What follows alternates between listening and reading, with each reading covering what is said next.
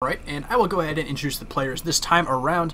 On the right side of the map, we have the Zerg, the red Zerg, DruidzRMH. He did lose the last map to that cannon rush, unfortunately, and his reaction was not exactly what you want to see from a Zerg when facing that situation. So we'll see if he does better this time around. And on the other side, we have Nimitz, our yellow Protoss victor in the previous game. One more win will get him a nice hefty chunk more of qualification points, and might give him a chance to qualify for the tournament just straight up here today, which would be much better and easier, and no one can pass you that way. I just want to see a game 3, because as many games as possible. I mean, obviously in this particular match, we're already seeing Abyssal City, but every game 3 brings us closer to it, hypothetically. Indeed, right. Indeed. You just want to take a drink, it's okay, I'll talk. I'm lonely. I need affection from internet strangers, so I'll just do it. Trust me. I will do it for anything. It's all about internet stranger satisfaction. That's why we're here, to be perfectly honest. It's kind of true. We're basically like male strippers, by which I mean like we're female strippers, but we're men, and nobody wants to see that. So what we do instead is we cast Starcraft for strangers to validate us. And back to the game, as Jack was talking about strippers of all sorts, both male and female. We do have a gateway expand on the low ground, it looks like, for Nimitz. So I am a fan of this play. I do like it quite a lot. You sacrifice a bit of that early defense, but it gets your tech going much faster and still affords you that chance to get your Nexus up pretty darn early, as long as you're able to defend yourself. So strong build, and I'm a big fan of it. And a pylon block at the natural by Nimitz as well. 100% the pylon block is going to go ahead and slow things down just a little bit. I do like a gateway expand myself. I feel like a forge fast expand may be a little bit weaker on this map than typically speaking because of the third problems that we mentioned the previous time we did go ahead and cast this matchup. We will see what's happening next. It does look like it's going to be a standard 22 hatch for RMH. I keep wanting to call them Druids because it's an awesome name. It is. Whoever came up with that clan name, you did a good job. And let's see if we can get the hatchery down without the blocking. Nope, not quite. The probe will be obnoxious for a little bit here. And delaying that natural expansion as long as you can. Oh, yep. You get denied. Not this time. Alright, the probe will be done with his duties there. And likely we'll see a couple of links come down to clean up this proxy pylon, this block pylon, and a second base, or third base in the second base location should follow pretty swiftly here, under the watchful eyes of the Space Shark. He does have very watchful eyes, and they're beautiful. Space Shark never sleeps because he needs that time to watch you do it. RMH is going to be in an interesting position here. He's playing against a Forge Fast Expand, but it has not yet happened. Luckily for him, it is going to go ahead and be a Forge Follow-Up and not a second Gateway. Otherwise, the early Zealot pressure may be a bit much, but nope, not going to be happening. Not today. Not at all. And I should probably just stop saying not. And because everybody likes you more, I should probably just stop talking. Oh my. I know. And anyway, the Zerglings will be walled off here. It looks like, oh, there's a hole in the bottom of that. Nope, the Zealots are walling off as well. So the wall does complete, and Nimitz looks like he will get away with his one gate expansion. I'm not be surprised to see him drop down and cannon. And there it is, that's one cannon. Drop down to make sure just nothing crazy happens and help protect against counterattacks later on. And you can try and bash on that Cybernetics core for a bit. The Zealot's like, get out of here, and swats him away.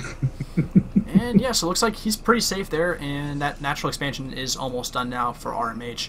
So he will have his 3 bases rip raring and ready to go. And he'll be able to play a more typical game as opposed to the previous game where he was just taken a bit aback by that cannon rush. Yeah, it's just not the standard way that things are played anymore. Ooh, Zealot did get to come out here and eat a couple of Zerglings. You know that he's a happy Zealot for doing so. Let's just look at the Harvester count. We can see that everything's progressing pretty standardly here for these openings. For the time being, RMH is behind, whereas Nimitz is just a little bit up. Zerglings coming in and sneaking around the Zealot, but one of them getting zapped by that cannon. No scouting data will come off today.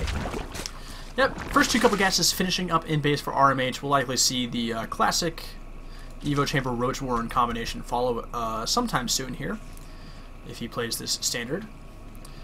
And on the other side, we do have Stalkers in the way, +1 attack being upgraded, and adding on a few more gateways, so it's getting a reasonable amount of gateways for this number of bases.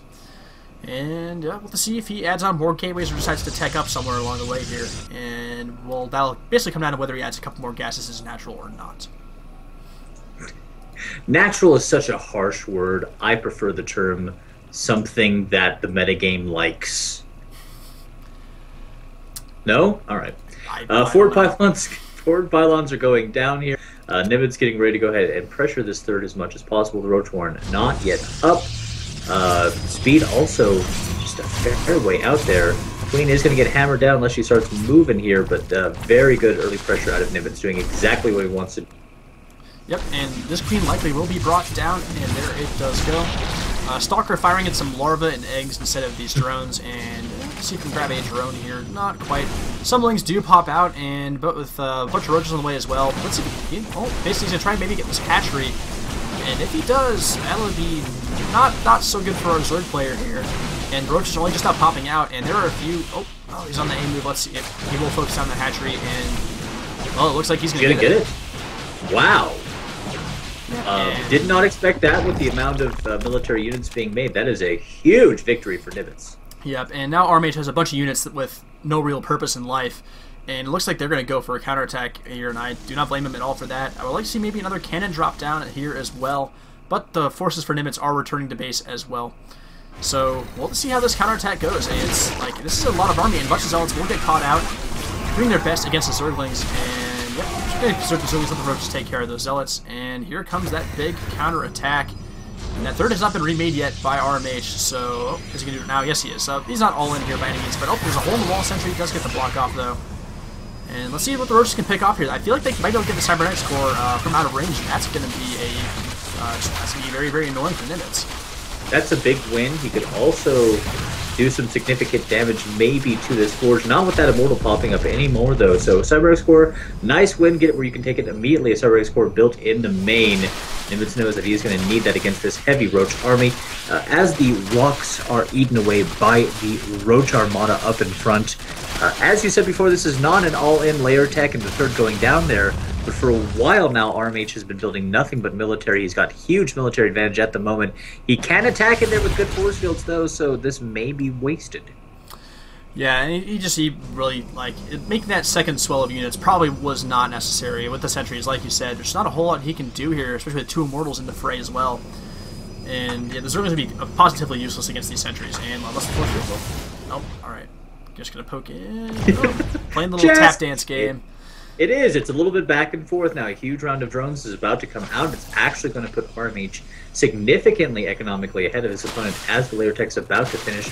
Nice transition to Wolfers, and I like that a lot, but look at the pouncing there. Force fields are going to go ahead and kill a couple of free roaches. Just a slight hiccup there. Otherwise, he would have gotten a full half dozen.